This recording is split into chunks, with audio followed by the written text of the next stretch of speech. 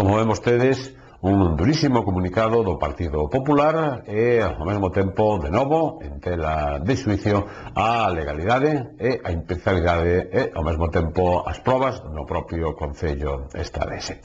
Cambiamos de asunto para, eso sí, manternos ainda no Concello, xa que esta mesma mañá presentábanse, xa saben vostedes, ese concurso internacional de fotografía para profesionales da Rapa das Vestas de Sabucedo. Pois ben, hoxe coñecíamos máis detalles. A rolda de prensa era, repito, esta mañá no Concello estadense. Próximo día 4 de decembro, o próximo venres, vai ter lugar o acto de entrega do premio do concurso internacional de fotografía para profesionais Rapa das Vestas, que, xa sabedes, o fallo do xurado que se reuneu o día 4 de setembro outorgoulle o premio a Alfonso Durán Castillo e escolleu 9 traballos máis dos 36 presentados ao concurso para que integrasen a exposición que as bases contemplan como posibilidade.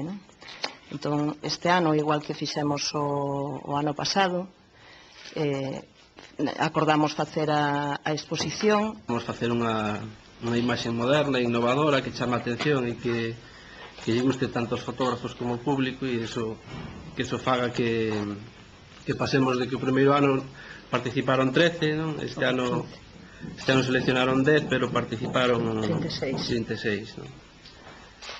E, bueno, eso creo que é porque estamos facendo un bo traballo e a xente lle gusta que se lle cuiden as súas fotos nos catálogos e que se dé unha imaxe moderna, non?